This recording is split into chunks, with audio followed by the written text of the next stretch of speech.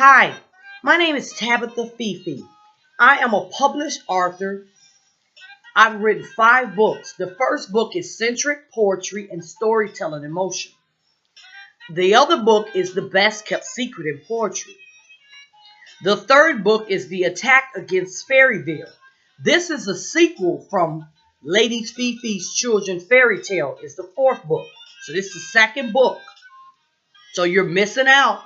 And the 5th and final book is God, Why Am I So Different? Miss Spirit that is my stage name. I am a storyteller, a puppeteer, a face painter, a balloon artist, and much, much more. If you're interested in booking me for parties or events at your church or at your school or daycare or community outing, you can look me up on Facebook at Tabitha Fefee, Fefee, and inbox me if you're interested in my services. Today I wanted to read you the first chapter of my series book, The Attack Against Fairyville. Here we go.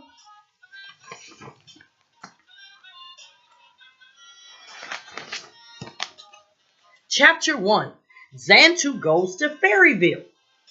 Xantu is a shy 7-year-old girl in the 2nd grade.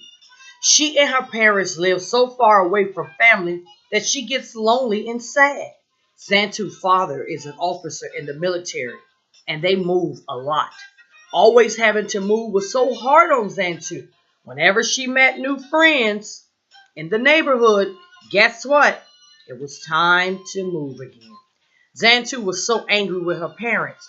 She would tell them, I hate you and I hate my life. This is boring. She would lock herself in her room after school and just cry. Being the only child and not having friends is so unfair, she would think. She asked her father, Daddy, can you just get a new job so we can stop moving so much? Her father laughed. She just wanted to keep her friends.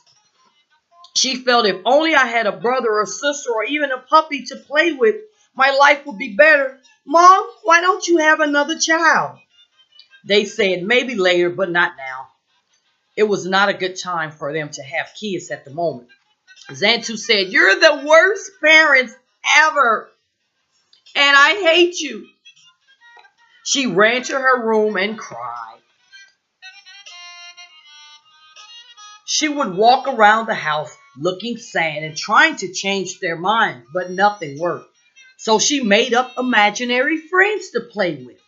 One day, while Xantu was playing, something strange happened. The window was open just a little bit, and a fairy flew into her room. Her wings were pink, her hair was orange, and she sparkled as she flew around the room. Xantu was so startled and scared, she ran under the bed. She said, Where did you come from? Xantu shook her head because she thought she was dreaming, and maybe if she closed her eyes really tight, she'll go away. But it didn't work. The fairy was still there. Who are you? I'm Selena, and I'm from Fairyville, an enchanted and magical world. I'm looking for some friends to play with. Will you be my friend? Would you like to see a magical and enchanted place? Sure, I guess, Xantu said. In order for Xantu to enter Fairyville, she had to be the fairy size. So Selena waved her magic wand and sprinkled fairy dust all over Xantu. Xantu was so amazed and excited because she was now a fairy with beautiful fairy wings and she could fly. Fairyville was wonderful. She made new friends with all the fairies and they loved her and she loved them too. She never wanted to leave this enchanted place. The village was bright with little houses. They were colorful, where everyone played and visited each other. They were always happy. They were never sad. They was never lonely. She spent the day playing, flying, and having fun. She had lots of new friends now. Xantu was so excited. Before she knew it, Dusk was drawing near, and Xantu had to leave to go back home. Selena had to change her back into her original size. Back home, Xantu did not sleep. All she thought about was Fairyville and the fun that she had and when she could return. The excitement was too much for Xantu to bear.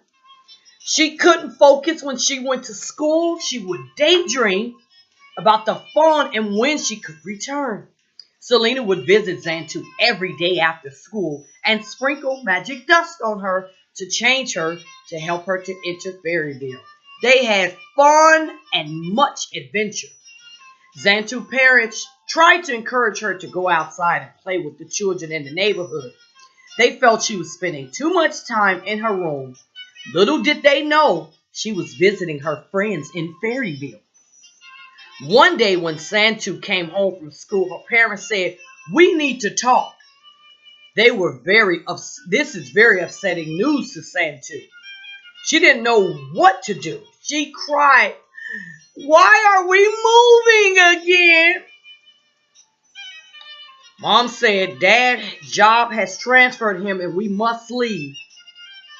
Xantu ran to her room and cried out to her friend, "Selena, Selena, where are you? Please come, I need you. I want to change into a fairy forever and I've never wanted to come back home."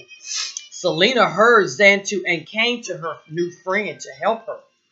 She sprinkled Xantu with fairy dust and off they went flying to Fairyville. "I would never have to move again," thought Xantu.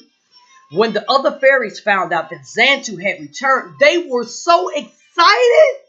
They loved Xantu, and the thought of her as one of them made them so happy. Little did she know she was one of their own, as if it was her destiny to reign as Queen of Fairyville. Now, there are 4 more series to the attack against Fairyville. If you want to know more about Xantu's adventure, the next chapters are, I'll give you a little more insight. The second chapter is Xantu discovers her legacy. Chapter 3, the battle to save Fairyville. Chapter 4, everyone refuses to help the fairies.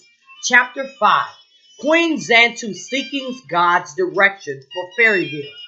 Now, if you want to know what else happens to Xantu in her adventure, you need to go on Amazon and order The Attack Against Fairyville. Thank you so much for listening. Good evening. Bye-bye.